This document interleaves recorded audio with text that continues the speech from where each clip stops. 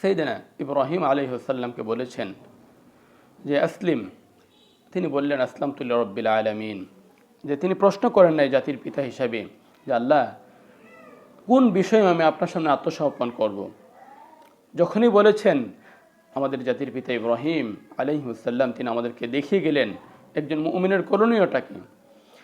আল্লাহ তাআলা যে জিনিসটা বলেছেন মানার জন্যে তা প্রশ্ন না করে মেনে নেওয়া, আল্লাহ যে জিনিসটা থেকে নিষেধ করতে বলেছেন ওই জিনিসটা প্রশ্ন না করেই বিরত থাকা। কেন করেছেন? আল্লাহ নাফরমান বান্দা যারা, তারাই বলতে পারে যে মদ হারাম, কেন বেঁচে থাকবো আমি, এটা দিয়ে আমার সামান্য উপকার আছে, আমার পেরেশানি দূর হয়। এই প্রশ্ন যদি করে তাহলে তো মুমিন বান্দা হওয়া যাবে না। আল্লাহ জিনা থেকে বিরত থাকতে বলেছেন, জিনা থেকে বিরত থাকতেই হবে। আপনার হারাম কাজ থেকে নিষিদ্ধ করেছেন, বিরত থাকতেই হবে। আসলিম সামিআনা ওয়া আতা'না, শুনলাম মেনে নিলাম, এটা হলো মুমিনদের কাজ। এবার আসেন আমরা যখন কোনো ভুল করে ফেলি, আল্লাহ তাআলা বলেছেন যে মানুষ যখন কোনো ভুল করে, সাইয়েদনা আদম ভুল করেছেন, রব্বানা যালামনা আনফুসানা ওয়া ইল্লাম তাগফির লানা ওয়া তারহামনা লানাকুনান্না মিনাল খাসিরিন, ভুল করেছেন আর সেই অনুযায়ী নিজেকে আত্মসমর্পণ করে দিয়েছেন, নিজের নফসের উপরে জুলুম করেছেন, আল্লাহর আদেশটাকে না মেনে, আদেশ মেনেছেন নিষেধটাকে না মেনে জুলুম করেছেন। এই সামান্য একটু ভুলের কারণে তিনি প্রায় 350 বছরের মতন, কম বেশি আল্লাহ আলাম, আল্লাহ ভালো জানেন, তিনি কান্নাকাটি করেছেন। আল্লাহ তাআলা ওই আদম আলাইহিস সালামকে দিয়ে আমাদেরকে শিক্ষা দিয়েছেন, তার সন্তানদেরকে, যে একটি ভুলের কারণে আমি আদমকে তওবা কবুল করতে পারতাম ততক্ষণাৎ যেখানে জান্নাতে সে ছিল, কিন্তু একটা নিষিদ্ধ কাজ করার কারণে তাকে আমি আল্লাহ তাআলা এইভাবে পরীক্ষায় ফেলেছি, এত বছর আমি তাদেরকে জান্নাত থেকে দূরে রেখেছি, কান্নাকাটি করিয়েছি।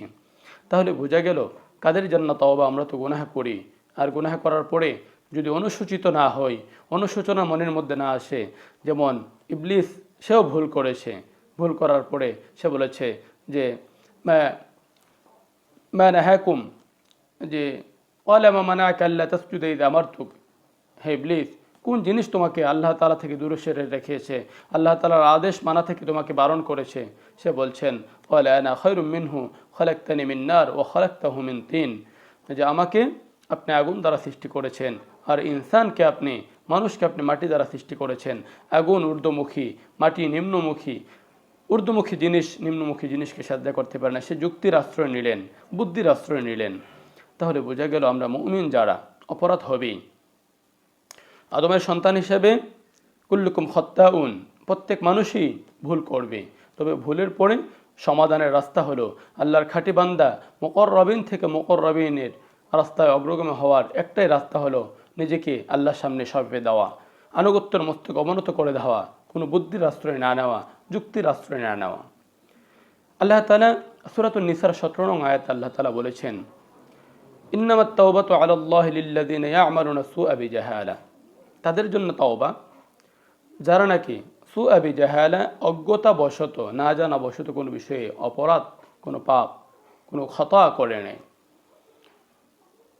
সুম্মা ইয়াতুবুনা মিন করিবিন, যখনই পাপ হয় তখনই অনুশোচনা। কত সুন্দর আল্লাহ তাআলা একটা পন্থা শিক্ষা দিলেন। মুমিন লা ইয়ালদুগুল মুমিনু জুযু আহাদিন মাররাতান আও কামা ক্বালা আলাইহিমুস সালাতু ওয়াস সালাম, যে একজন মুমিন এখন একটি গর্তের মধ্যে হাত দিয়েছে, আবার একটু পরেই আবার এই গর্তের মধ্যে সে দ্বিতীয়বার দংশিত হবে। একজন আকলবান মানুষের কাজ হতে পারে না। একটা অপরাধ করে ফেলেছে, সে ইমানের ক্ষতি হয়েছে, সে বুঝতে পেরেছে, আবার দ্বিতীয়বার এই কাজটাই করবে, একজন মুমিনের জন্য শোভা পায় না। একবার একটা বড় অপরাধ হয়েছে, একটা ভুল করে ফেলেছে, একটা মানুষের ক্ষতি করে ফেলেছে।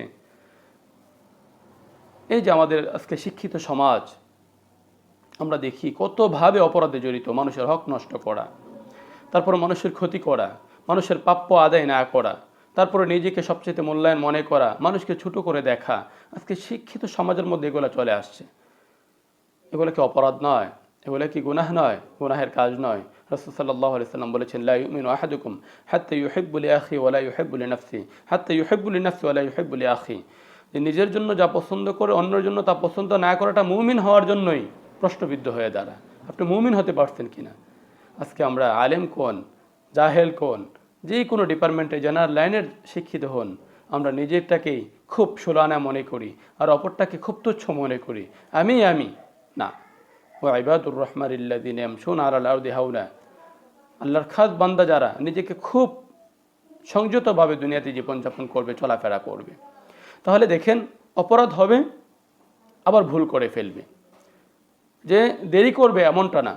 আপনি সকালে পাপ হয়েছে দুপুরের আগে তওবা করে নিন, দুপুরে পাপ হয়েছে বিকালের আগে তওবা করে নিন, বিকালে পাপ হয়েছে সন্ধ্যার আগে তওবা করে নিন, সন্ধ্যা পাপ হয়েছে রাতে ঘুমানোর আগে তওবা করে নিন। আল্লাহ তাআলা বলছেন যে সুআ বিজাহালাতিন সুম্মা ইয়াতুবুনা মিন করিব, এই করিব শব্দটা আল্লাহ তাআলা ব্যবহার করেছেন, যে অতি নিকটে। করিবটা কত কত নিকটে? একদম কাছাকাছি, যেখানে পাপ এখানেই তওবা, আপনি তওবা করে নিন। আল্লাহ তাআলা বলছেন সুম্মা ইয়াতুবুনা মিন করিবিন ফাউলাইকা ইয়াতুবুল্লাহ আলাইহিম।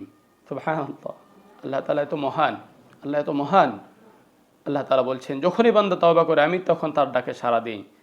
আল্লাহ তাআলা আবার ডাক দিয়ে বলেন যে লা তাকনাতু মির রাহমাতিল্লাহ, বান্দা বারবার পাপ করতে গিয়ে আমার কাছে তওবা করবে, তুমি আমার থেকে দূরে সরে যেও না। ওমা ইয়াকনুত মির রাহমাতি রাব্বিকা ইল্লা দাল্লুন, পথভ্রষ্ট ব্যক্তি ছাড়া আল্লাহর রহমত থেকে কেউ নিরাশ হতে চায় না, নিরাশ হতে পারে না।